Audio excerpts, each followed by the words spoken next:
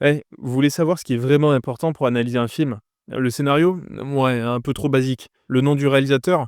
Ouais, ça aide à replacer le film dans sa filmographie, mais c'est pas ce que je veux dire. Les couleurs, la composition du cadre, le montage, bien sûr, ça compte, mais il y a quelque chose de plus simple, de plus essentiel. En fait, c'est une info que vous regardez presque jamais quand vous matez un film sur votre canapé. Et pourtant, c'est crucial pour comprendre correctement le film. Cette info, c'est sa date de sortie. Car le cinéma, et tout particulièrement le cinéma américain, n'est jamais déconnecté de son époque et de son contexte social, économique et politique. Contexte qui est aujourd'hui hyper complexe, symbolisé par l'arrivée au pouvoir de Donald Trump.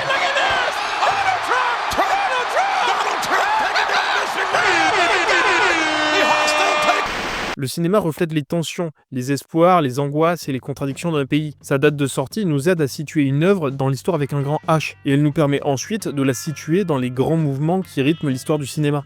Souvenez-vous, dans ma dernière vidéo sur Clint Eastwood, j'avais parlé de la noirceur des années 60. Plusieurs assassinats politiques avaient miné le moral des Américains en devenant pour la première fois clairement visibles par tous à la télévision, notamment avec le tristement célèbre film Zapruder, que vous voyez d'ailleurs en ce moment à l'écran. Les années 60, c'est aussi les tensions raciales, les manifestations et la guerre au Vietnam.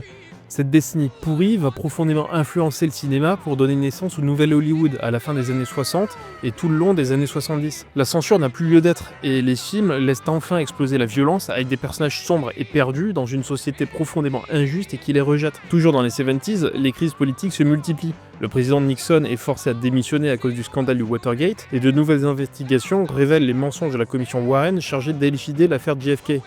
Le résultat, c'est que les Américains n'ont plus confiance en leurs dirigeants. Et ce contexte a créé les conditions parfaites pour un cinéma paranoïaque, qui plonge ses personnages seuls dans des complots fomentés par un système corrompu et tout-puissant. Ensuite, les années 80 et début 90 sont marqués par un âge d'or du conservatisme et du mythe du self-made man, avec les présidences républicaines de Ronald Reagan puis de George Bush père. À cette période explosent alors les blockbusters d'action.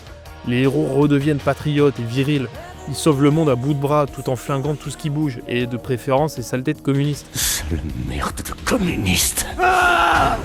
Et en même temps, ces films ont la lucidité de se moquer de ce pays de plus en plus attiré par la superficialité et les solutions simples, que ce soit le culte du corps, l'interventionnisme américain, les inégalités qui explosent, ou encore l'adoration des armes à feu malgré leur inutilité.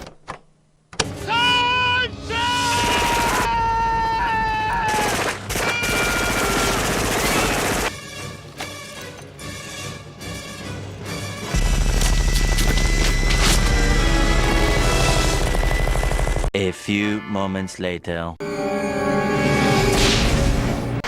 Pour commencer le 21e siècle, après la chute des deux tours et le traumatisme général qui s'en est suivi, Hollywood s'interroge. Faut-il continuer à croire aux rêves américains? Les États-Unis sont-ils vraiment légitimes à intervenir partout? Et quand bien même ils le seraient, est-ce vraiment une politique durable? Est-ce le rôle des États-Unis de sauver le monde? Peut-on encore réellement vivre ensemble ou n'est-ce qu'une illusion naïve née de la fin de la guerre froide?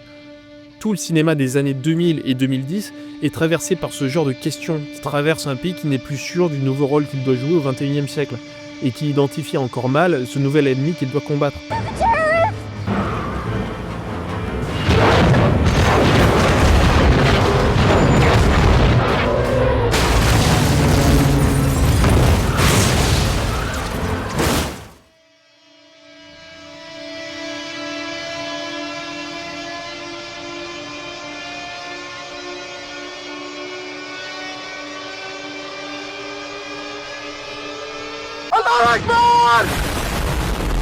Le cinéma, ce n'est pas qu'une histoire racontée à travers des images et du son. C'est aussi le témoin d'une époque. C'est le moyen pour des artistes de parler du réel grâce à la fiction. Mais se pose alors une question. C'est quoi le cinéma d'aujourd'hui? C'est quoi l'impact de Donald Trump sur le cinéma américain? Car son influence sur Hollywood est bien plus complexe qu'une simple caricature, qu'un biopic oubliable ou que des déclarations absurdes tenues par des multimillionnaires. He's a punk, he's a dog, he's a pig.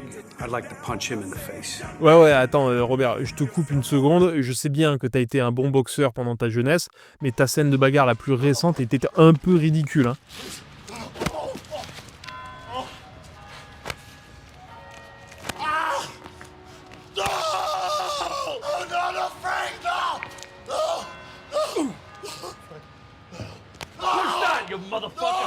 Tu sais que je suis moyennement impressionné par ton physique, hein, je sais ça. Je ne veux pas parler de la politique culturelle menée par l'administration Trump, c'est pas le sujet. Non, je parle des films produits en tant que réaction ou adaptation aux années Trump. Qu'est-ce que le cinéma actuel nous raconte sur l'Amérique d'aujourd'hui? Je sais bien qu'entre 2020 et 2024, Trump n'était pas président. Mais on va pas se mentir, c'est lui qui rythmait l'actualité médiatique et politique, tant Joe Biden était oubliable. Alors dans cette vidéo, je vous propose de parler, en gros, du cinéma américain de 2015 à 2025. Car je pense vraiment que le cinéma d'aujourd'hui s'inscrit pleinement dans une dynamique historique de l'art cinématographique. Et je suis convaincu que dans quelques années, avec le recul nécessaire, critiques et cinéphiles regarderont cette période comme un mouvement à part entière de l'histoire du cinéma. En attendant, je trouve pas beaucoup d'analyses sur le sujet. Alors j'ai décidé de m'y coller et de proposer quelques idées. Vous allez donc comprendre en quoi le cinéma américain actuel est coincé, selon moi, dans une crise d'adolescence qui dure depuis 10 ans. You're not my father. Des films parfois réussis, parfois ratés, mais qui sont tous liés par des revendications sociales et dénonciations politiques finalement très lisses et consensuelles, par une tentation de revenir au puritanisme tout en se prétendant progressiste, et une fétichisation des années 80 qui trahit un complexe vis-à-vis de la figure paternelle. Enfin, je précise qu'il ne faut pas non plus se focaliser sur le personnage lui-même. Je parle des années Trump déjà parce qu'il est d'usage de se référer à une époque en fonction de son président, comme on parle des années Reagan ou des années Mitterrand chez nous pour qualifier les années 80, mais aussi parce que le personnage est tel qu'il est le révélateur parfait de l'Amérique d'aujourd'hui, à la fois fracturée et orgueilleuse, nostalgique et provocatrice, souvent chaotique et parfois héroïque. Donc quand je parle des années Trump, je parle bien de l'époque et non pas seulement du personnage, car cette époque, elle est quand même vachement spéciale.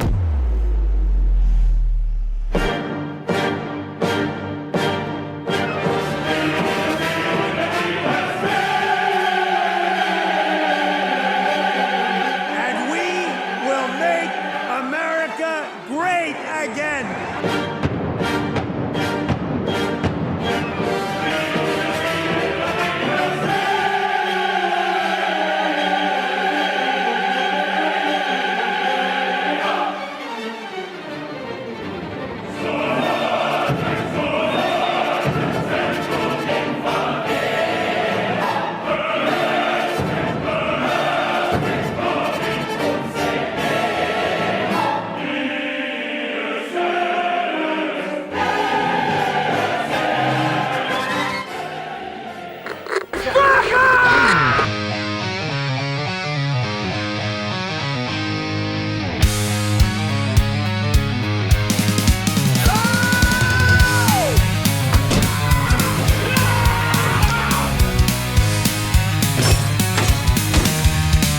C'est le petit poussin jaune qui critique des films. Il s'en bat les steaks, ce poussin jaune. Mais je l'adore, c'est ton nouveau poteau. My fucking time.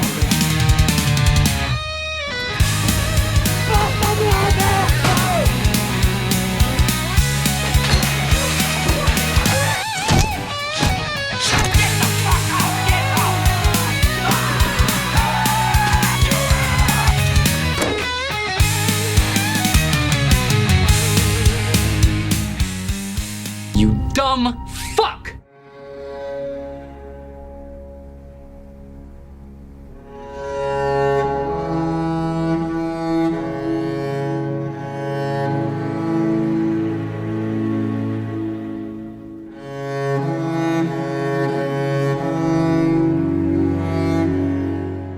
L'aspect le plus évident du cinéma actuel est la représentation frontale de la profonde fracture qui divise la population américaine en différentes communautés, non seulement irréconciliables, mais aussi toujours plus nombreuses.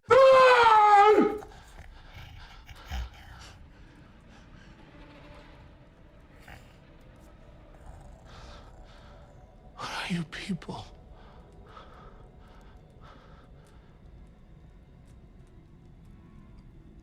We're Americans. Car aux États-Unis, sur le plan de la politique intérieure, c'est comment dire. C'est un bordel.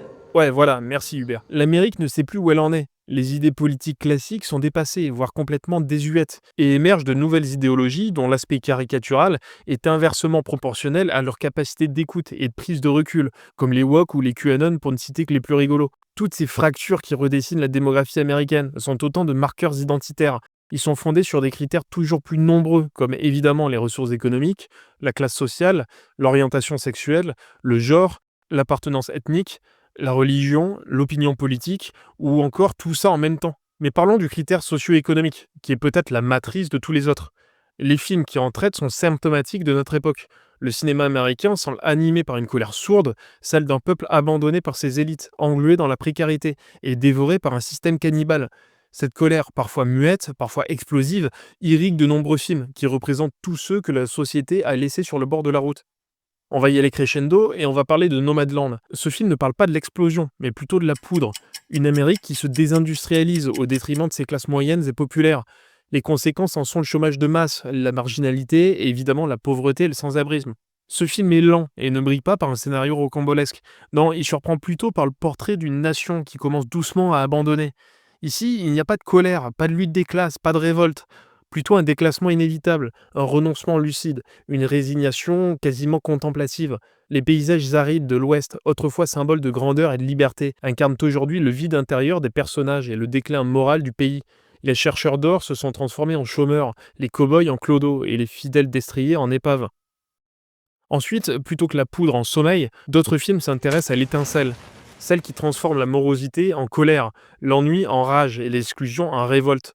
Dans Joker, plutôt que de nous montrer le prince du crime, le célèbre ennemi juré de Batman, on nous présente à sa place Arthur Fleck, un homme vivant encore chez sa mère, mentalement instable et à la vie sociale inexistante. Mais Arthur n'est pas seulement pauvre et exclu, il n'est pas seulement une énième victime de la sécurité sociale défaillante et du mauvais accès aux soins. Non, il est carrément humilié, humilié dans la rue, humilié à la télé, humilié dans le métro, humilié au boulot. Si le désespoir de Nomadland était silencieux, ce ne sera plus le cas du Joker. Lui, il finira par craquer, car comme il le dit si bien, « You just wanted to make fun of me. You're just like the rest of them. How about another joke, Murray? No, I think we've had enough of your jokes. What do you get I don't think so. when you cross I think a we're mentally done ill with your loner jokes. with That's a it. society that abandons him and treats him like trash? Call the police, I'll Gene. tell you what you get. Call the police. You get what you fucking deserve. ce n'est qu'à partir de ce moment qu'Arthur Fleck se transforme aux yeux de tous en Joker et devient un agent du chaos. Ce qui menace l'ordre et le statu quo, ce n'est pas un alien, un monstre ou un étranger. Non, c'est le plus pur fruit de ces inégalités générées par un système économique impitoyable. Et après l'étincelle vient l'explosion. Et là, l'amplification cinématographique de la fracture sociale à des fins d'avertissement et de divertissement ne peut pas être plus claire que dans Civil War. L'Amérique ne se déchire plus, elle s'autodétruit. Et le film ne s'embarrasse d'ailleurs pas à expliquer les raisons du conflit. On ne comprend pas bien qui sont les deux camps, progressistes contre conservateurs, nord contre sud, riches contre pauvres. Inutile de répondre à cette question, tant tous les cas nous paraissent aujourd'hui probables. Le cinéma actuel nous montre une société au bord de l'effondrement, et non pas à cause d'un ennemi venu de l'extérieur comme c'était le cas habituellement, mais bien de l'intérieur. C'est la société américaine qui se déchire toute seule, qui ne croit plus en rien et qui se déteste. Et cette colère n'est pas seulement thématique, elle infuse le style lui-même. Et je vais prendre deux exemples, un de mise en scène et un d'écriture, à savoir la caméra et les dialogues. Pour la caméra, j'ai l'impression qu'elle est toujours instable. Il y a de plus en plus de caméras portées, notamment à l'épaule, ce qui rend l'image tremblante. Que le film soit lent, comme Nomadland, ou très dynamique, comme Good Times, la caméra à épaule reflète paradoxalement de la même manière cette population pauvre au bord de craquer. Aux États-Unis, on filme aujourd'hui comme on vit, dans l'urgence, la dissonance, l'instabilité permanente. Le chaos devient ici esthétique, et l'esthétique devient politique. Pour ce qui est des dialogues, ce qui me frappe le plus, c'est qu'ils ne disent plus rien. Dans Fury Road, Tom Hardy doit avoir 2 lignes de dialogue à tout péter dans le film. Il n'a absolument rien à dire, si ce n'est qu'une seule chose. You know, hope is a mistake. Et quand les acteurs ont des lignes de dialogue, ils parlent certes, mais ne disent rien. Certains ont été agacés par Anora, tant les personnages passent leur temps à gueuler. Stop screaming! Please! Stop screaming! Et bien justement, s'ils se crient dessus, c'est car ils n'ont rien à dire. Ils appartiennent à une société qui refuse d'écouter. Ces dialogues poussifs, quasi absurdes, reflètent en fait parfaitement les débats stériles qui pullulent à la télé, dans la rue ou au repas de famille, et qui finissent toujours par des insultes et un mépris mutuel. You don't listen, do you? I don't think you ever really hear me. You just ask the same questions every week. How's your job? Are you having any negative thoughts? All I have are negative thoughts. But you don't listen. Anyway. Le dialogue et la communication entre les peuples est un sujet d'une telle complexité aujourd'hui que le seul moyen de le rendre clair, beau et naturel, c'est quand il est mis en scène avec des aliens. Dans Joker, la scène du bus illustre parfaitement ça. Elle commence par ce plan, où Arthur est désaxé, alors même que le film est censé parler de lui. Il est caché derrière cette vitre sale et humide, et cette partie du bus nous semble plus nette que son propre visage. En un plan, on nous montre qu'il est marginalisé, mis à l'écart et invisibilisé. Ensuite, alors qu'il fait gentiment rire un enfant, sa mère l'engueule. La détresse sur le visage d'Arthur est ici déchirante. I wasn't bothering. Just stop.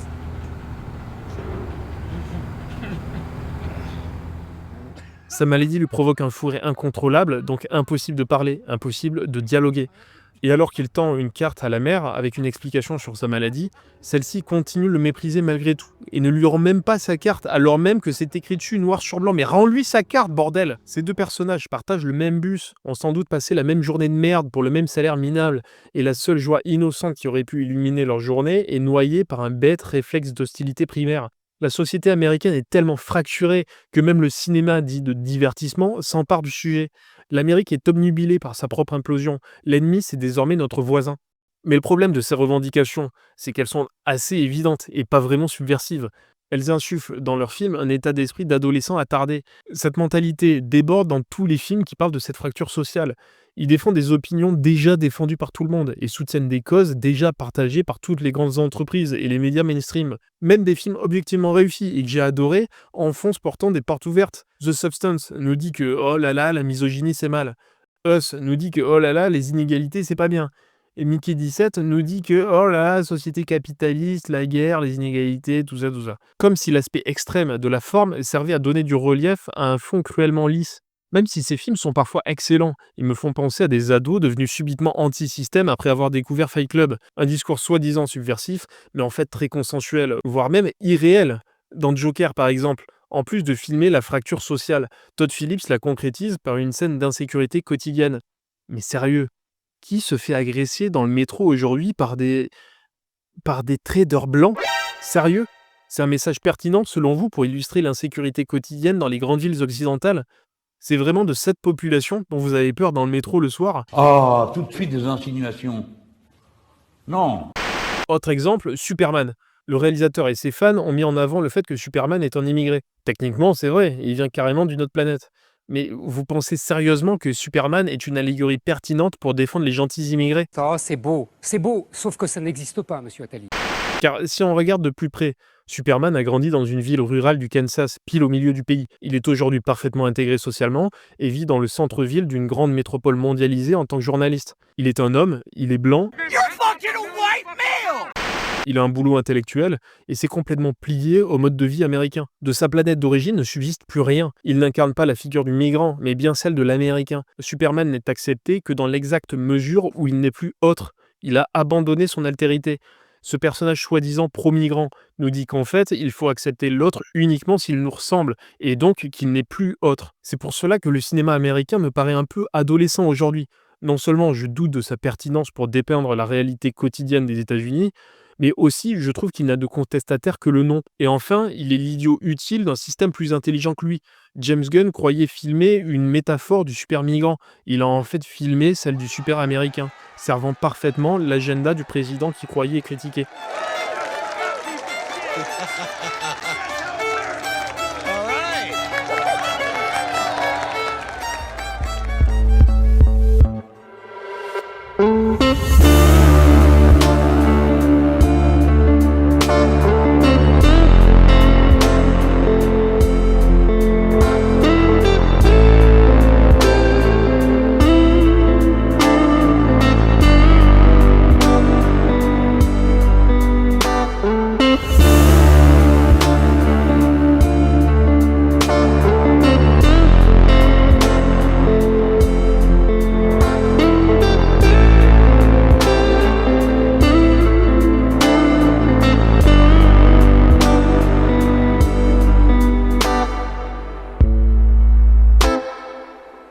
Pendant les années Trump, Hollywood a beaucoup parlé de sexualité, mais paradoxalement sans vraiment la montrer.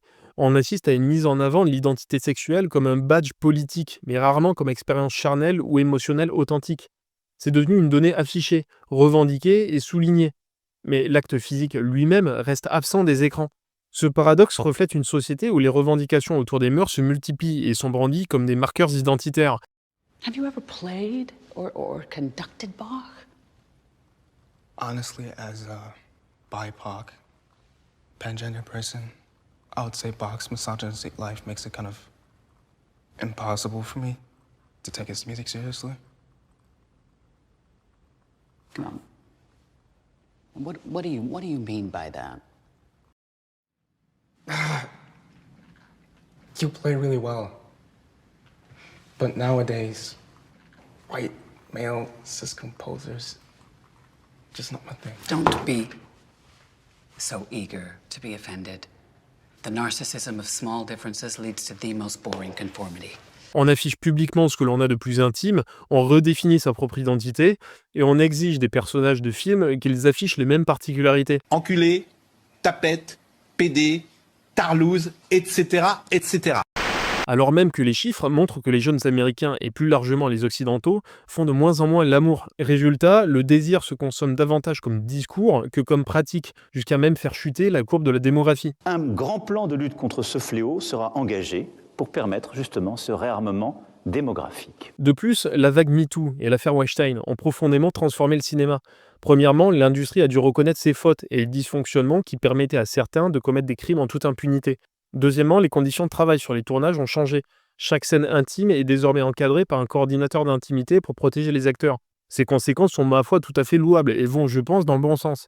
Mais cette évolution rend la représentation du désir plus complexe et sensible. Filmer une scène érotique, ça suscite désormais la crainte d'être accusé de complaisance ou d'exploitation. Et même d'anciens films peuvent être jugés à l'aune des standards moraux actuels. Make believe it's nothing. Génial! Je te remercie! Enfin, s'ajoute un climat politique explosif.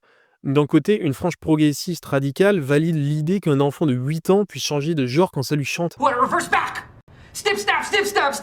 De l'autre, des ultra-conservateurs persistent encore à voir l'homosexualité comme une maladie mentale à guérir. Je souffrirai et j'essaierai de trouver des personnes pour une guérison, parce que c'est une souffrance aussi pour eux. Oui. Et enfin, le récent exemple de la projection du film Barbie à Noisy-le-Sec nous prouve qu'une certaine partie de la population nous impose une mentalité nauséabonde.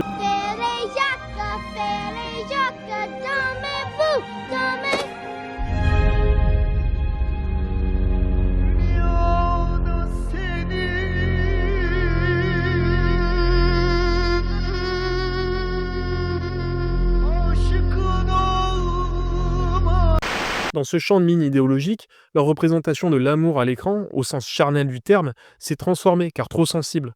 Premièrement, il y a les films que je qualifierais de néo-puritains. Dans ces films, quand on voit ou même quand on mentionne deux personnages baisés, c'est forcément connoté négativement. Dans Napoléon, si l'on montre notre empereur trousser sa Joséphine, c'est uniquement pour le ridiculiser et le discréditer. Dans Fury Road, on nous montre le harem d'Immortan Joe comme application concrète de sa cruelle misogynie, et plus globalement comme symbole du patriarcat. Dans Anora, ça passe forcément par des rapports tarifés, dénués de tout sentiment amoureux. Dans Don't Look Up, le personnage de DiCaprio, en plus de tromper sa femme, trahit ses valeurs et son intégrité en couchant avec une femme qu'il méprise. Bref, je pourrais continuer longtemps, mais vous voyez l'idée. Que ce soit par l'écriture ou la mise en scène, le cul est de plus en plus utilisé pour dénoncer un personnage. Fini l'amour, le romantisme, le désir, la passion ou le plaisir éphémère. Place maintenant à l'infidélité, aux ébats de lapins surexcités, au patriarcat, à la violence, à la perversion et à l'absurdité. Une autre catégorie de films sont ceux qui essaient, à travers la luxure, de nous dire quelque chose d'un peu plus profond. Et ça passe par l'évocation frontale du désir, sans détour ni jugement. Et ça, j'aime bien.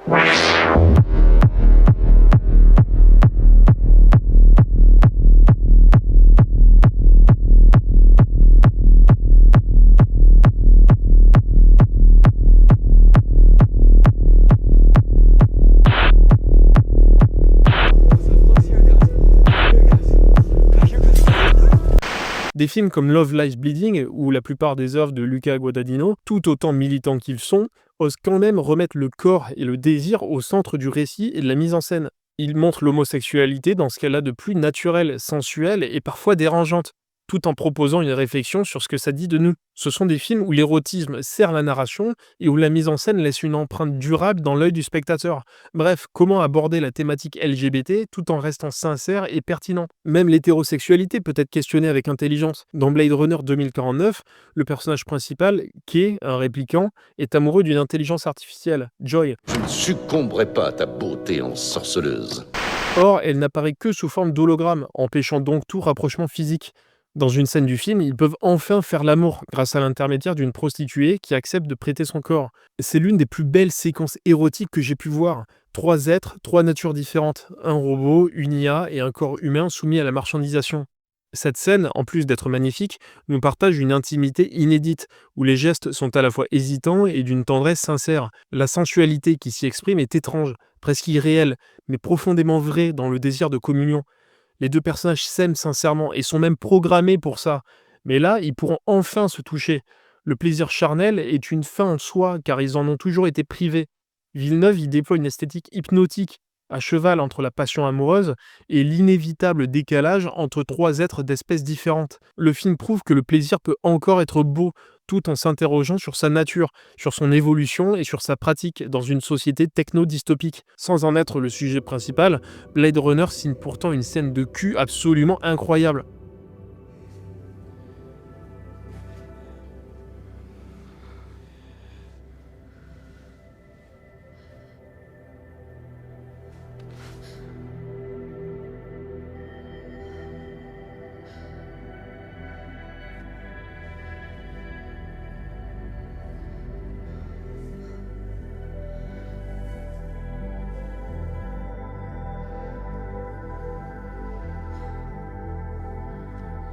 Je m'étais promis de ne pas pleurer.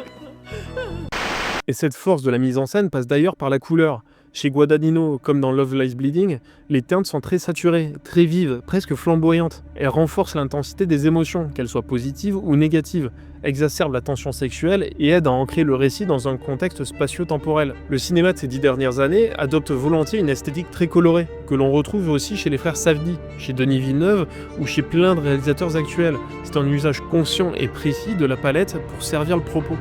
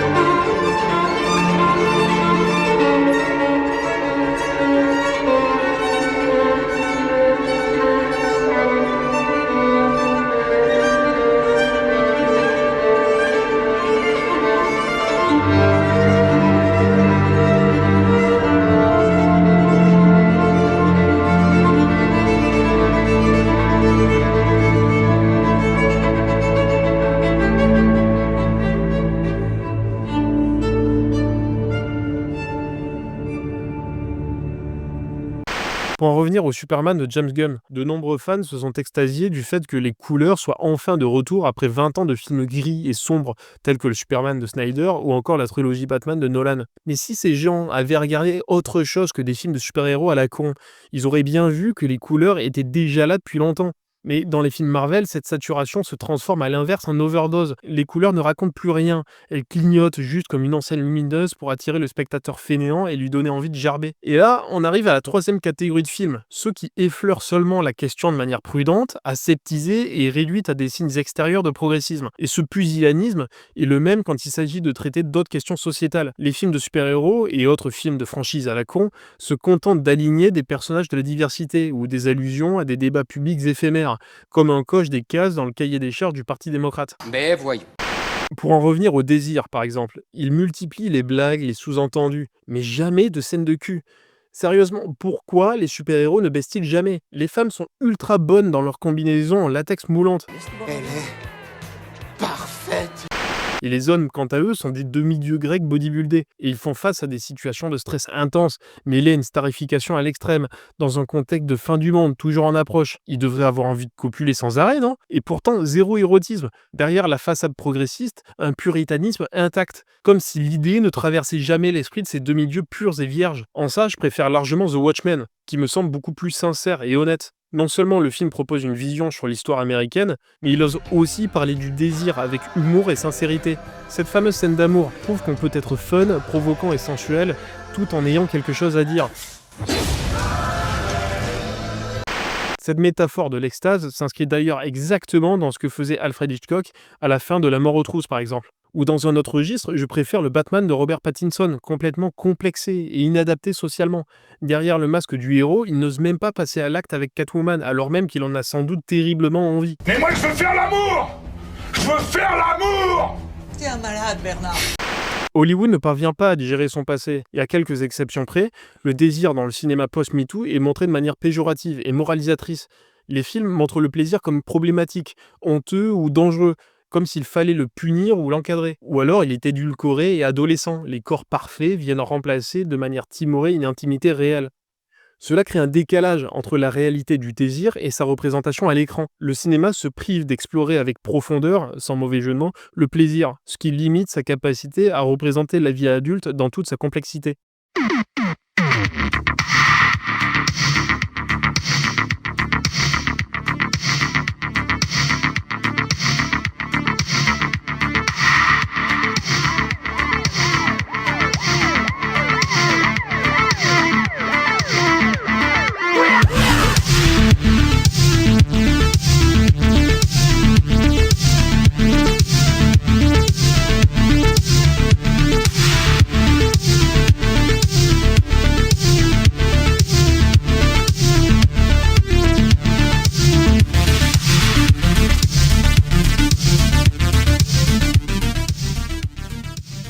L'arrivée de Donald Trump à la Maison-Blanche a sonné le retour de l'homme viril au pouvoir, si on se met du point de vue de ses supporters. Ou alors c'est le signe d'un retour du patriarcat, si on pense comme ses opposants. Cet idéal de virilité, Trump va l'ériger en véritable programme politique. C'est tout le concept de Make America Great Again. Les Américains doivent retrouver et assumer leur statut de première puissance mondiale. Cet état d'esprit s'est complètement infusé dans le cinéma, que ce soit consciemment ou non, pour le faire renaître. Car les années 2010, c'est un peu la merde pour Hollywood. Les studios sont obsédés par la production infinie de blockbusters, les spectateurs vomissent à chaque overdose de CGI, Disney produit des Star Wars minables et des pseudo-live-action jouant sur notre nostalgie, l'industrie se déchire avec les affaires MeToo et les mouvements sociaux, et bien sûr, en 2020, c'est le coup de grâce avec la pandémie Covid-19. Quelques mesures liberticides, absurdités et soumission générale de la population plus tard. Moi j'ai mes 2 doses, donc et puis s'il faut passer par ce pass sanitaire, moi je dis allons-y quoi.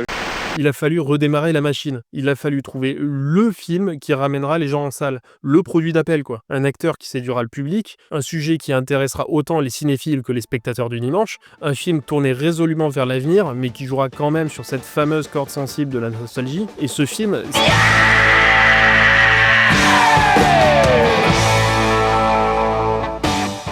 Et ouais, on va pas se mentir, Top Gun Maverick est incontestablement un film des années Trump.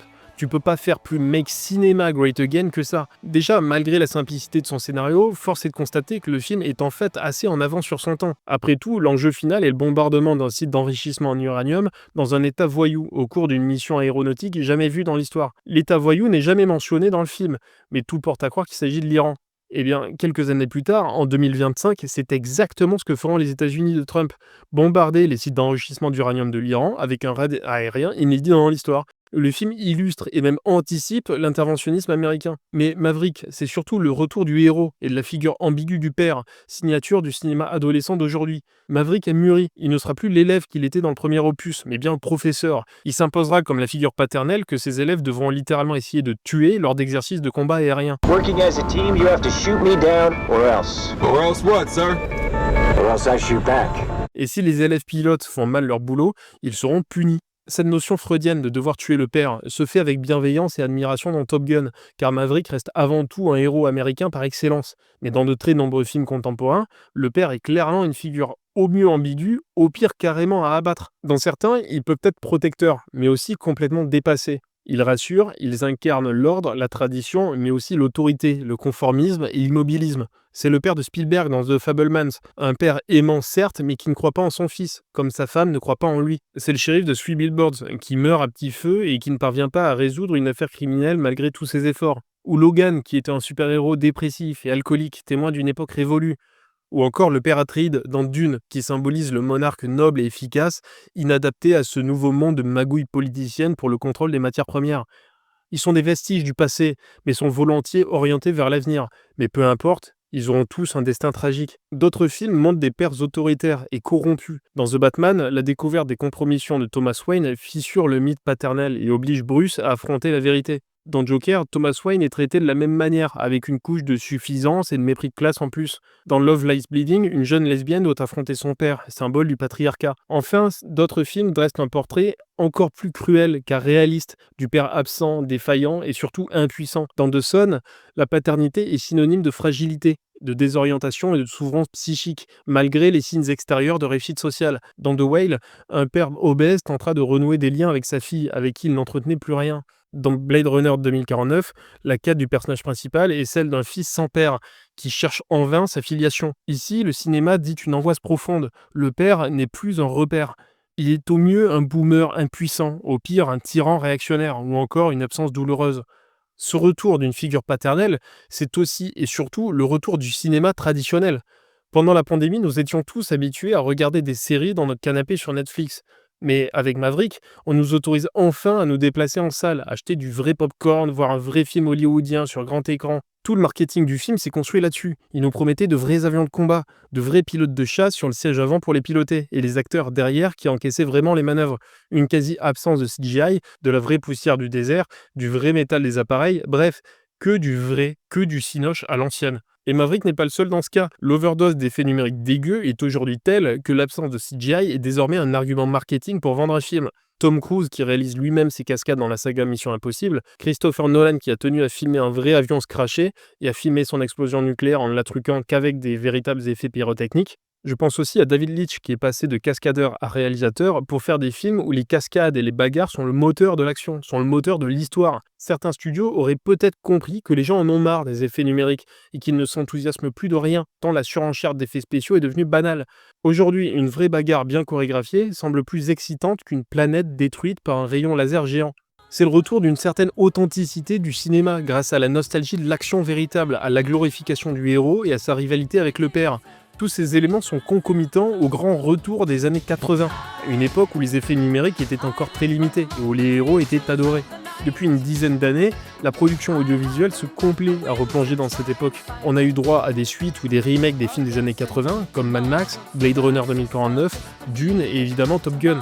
Ou alors à des films qui se passent directement dans les années 80, comme Joker, The House That Jack Built, Call Me By Your Name, Love Lies Bleeding, Us, Iron Claw, Ça, Maxine. Alors il y a deux questions qui se posent automatiquement. Pourquoi se plonger dans une époque passée ? Et deuxièmement, pourquoi spécifiquement dans les années 80 ? La première question, sans doute la nostalgie est-elle en cause. Ce désir irrésistible pour un passé rassurant, au risque d'idéaliser une époque sans même vraiment l'avoir connue. S'y plonger nous aide à appréhender le présent, car dans le passé, le monde semblait en ordre, les gens apaisés, et offraient par définition, puisqu'on connaît l'histoire, la promesse d'un lendemain possible. Or aujourd'hui, le cinéma véhicule bien volontiers que nous sommes dans une époque sans lendemain, promis à la destruction, souvent de nature écologique. La présidente des États-Unis d'Amérique se fout de votre gueule. Je crois que tous les membres de cette administration sont complètement en train de péter les plombs. Et je suis sûr et certain qu'on va tous crever. Mais pourquoi spécifiquement dans les années 80 ?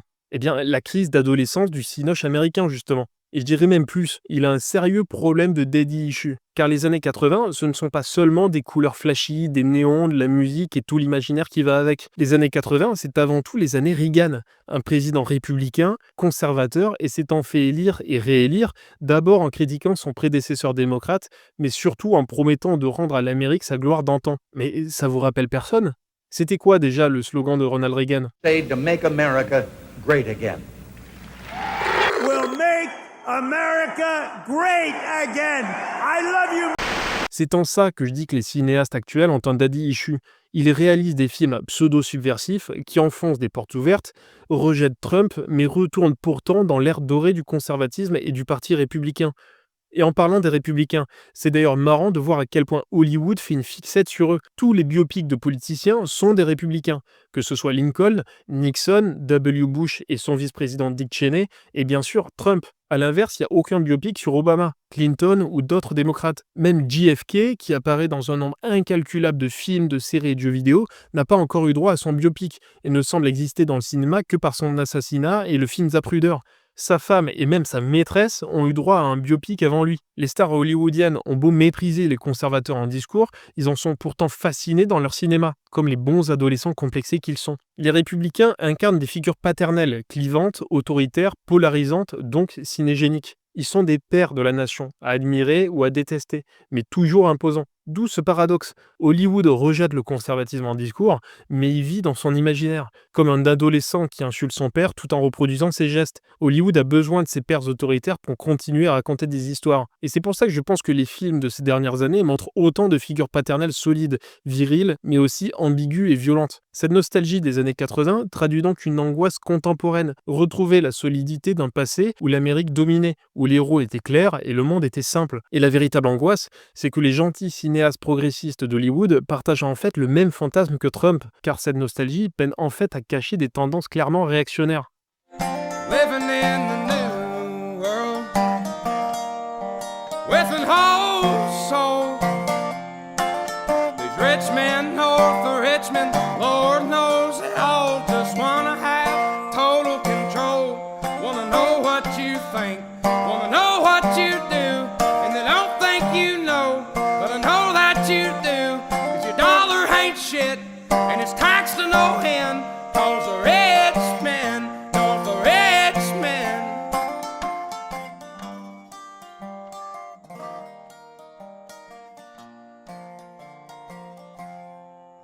Finalement, on peut se demander si le cinéma d'aujourd'hui est vraiment nostalgique ou tout simplement réactionnaire. Car Hollywood ne semble pas seulement idéaliser le passé, mais bien l'ériger en modèle indépassable. Il en fait le seul refuge possible, car nous aurions tous accepté la fatalité d'un monde sans avenir, voué à l'apocalypse climatique. Les suites, reboots et remakes sont aussi des refus de la nouveauté et des refus d'une époque. D'où la question, est-ce une simple nostalgie ?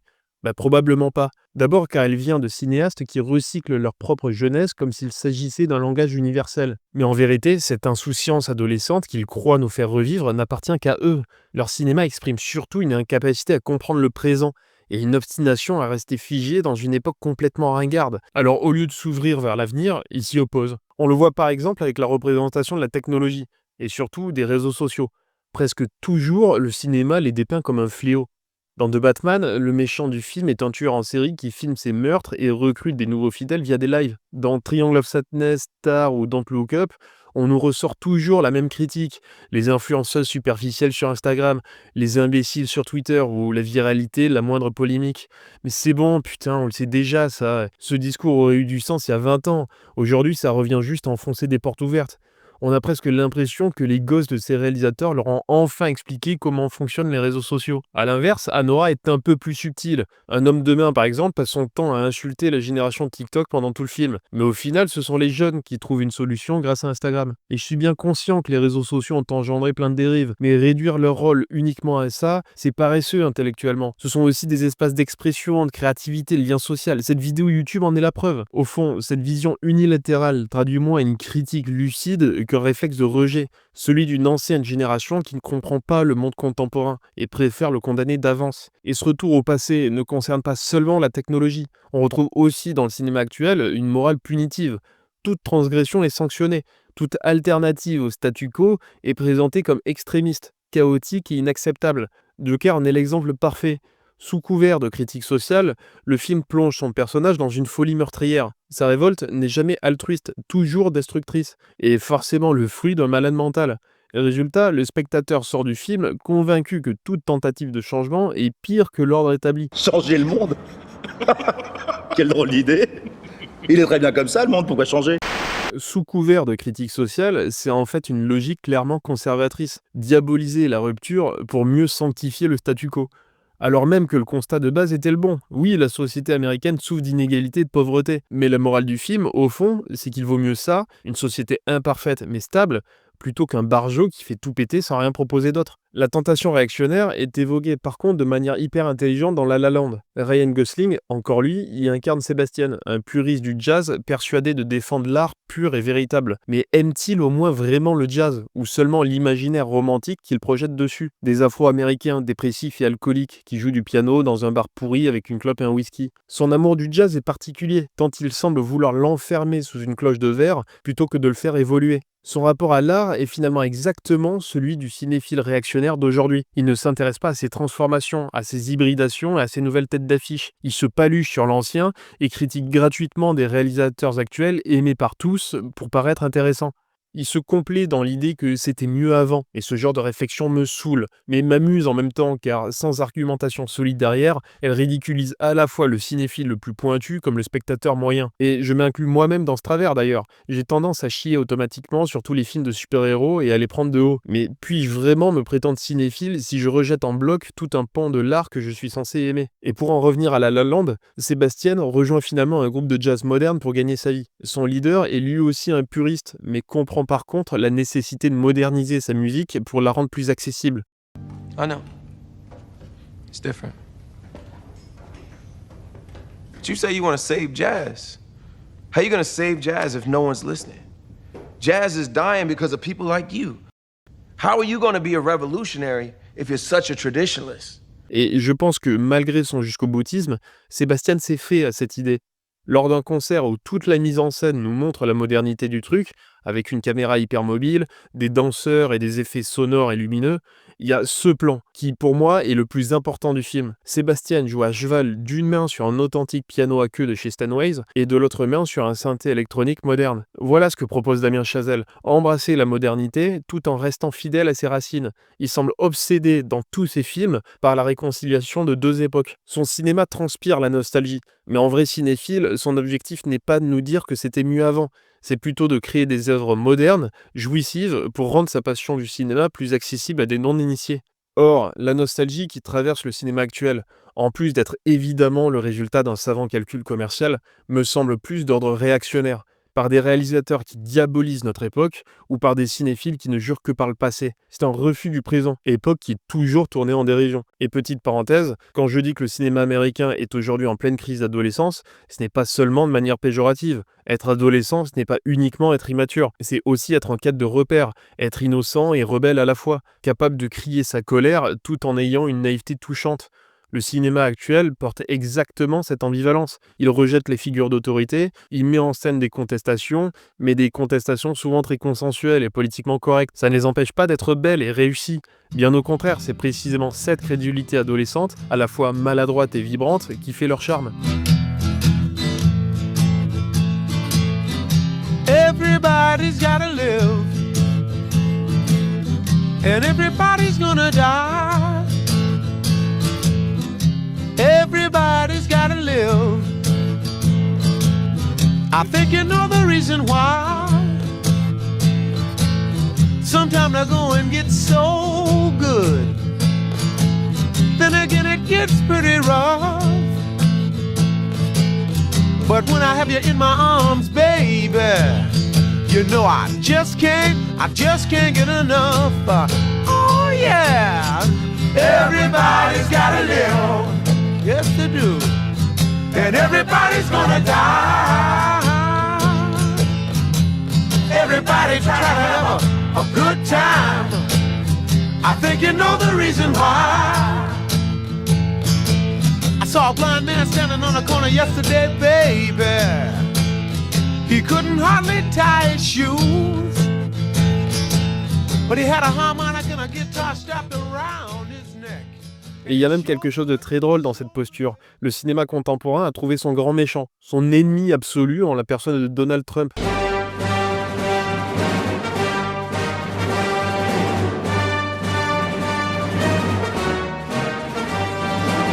Toute une décennie du cinéma américain s'est construite contre lui, le prenant pour le symbole du patriarcat, la vulgarité et du conservatisme. Alors qu'Hollywood, en fait, reste ce qu'il a toujours été. des idées de gauche à l'écran, mais un portefeuille et des méthodes de production bien à droite. Et en parlant de la droite, peut-être que cette nostalgie n'est qu'une étape avant l'émergence d'un cinéma de droite justement, mais cette fois qui serait assumé. Un cinéma qui ne se contenterait plus d'idéaliser le passé et de se moquer du présent de manière ultra consensuelle pour flatter une bourgeoisie culturelle un peu mollassonne. Un cinéma qui romprait enfin avec le conformisme idéologique et ses histoires calibrées pour valider le tampon progressiste du moment. Sale gauchiste! Dans cette perspective, Hollywood pourrait devenir le miroir d'une autre Amérique. Soit une Amérique rurale, méprisée par ses élites, fatiguée d'être caricaturée par les grandes villes et avide de récits qui la valorisent, ou bien une Amérique urbaine, déracinée, désincarnée, et qui ne croit plus dans le bullshit du quotidien. Ce cinéma ne craindrait plus le politiquement incorrect. Il traiterait sans détour de sujets aujourd'hui tabous, comme l'immigration, les frontières, la virilité, la défense de l'identité locale, les dérives du progressisme. Tout ce qui fait aujourd'hui hurler les rédactions culturelles, mais parle pourtant aux spectateurs lassés de se voir imposer des leçons de morale. Et des films sont déjà là. Bien sûr, Clint Eastwood continue de tourner des films à 95 ans et défend toujours l'homme ordinaire face à des institutions inhumaines, arrogantes et hostiles. Je pense aussi à Taylor Sheridan, qui a écrit ou réalisé quelques très bons films centrés sur la ruralité, les grands espaces, la figure patriarcale, la prédation de l'Amérique par l'argent et le pouvoir.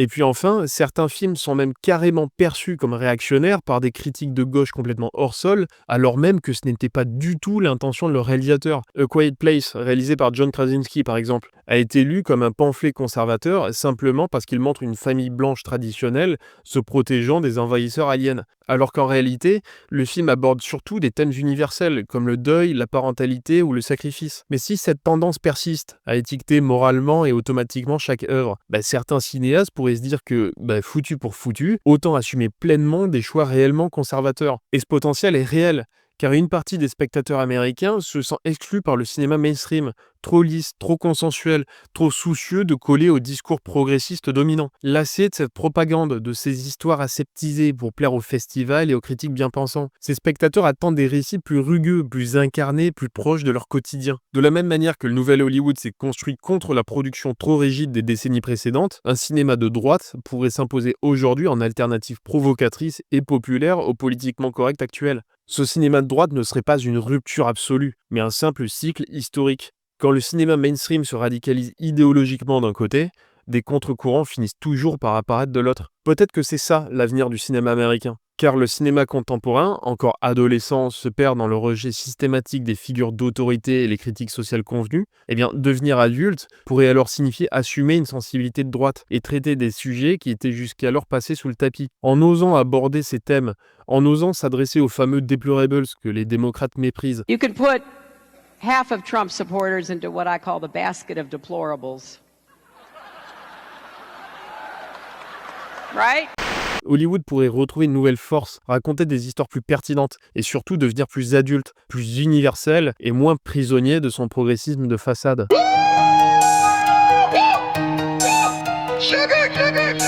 C'est le petit poussin jaune, le mignon poussin jaune. Pouloulou. Pouloulou. C'est le petit poussin jaune, le mignon poussin jaune. Pouloulou.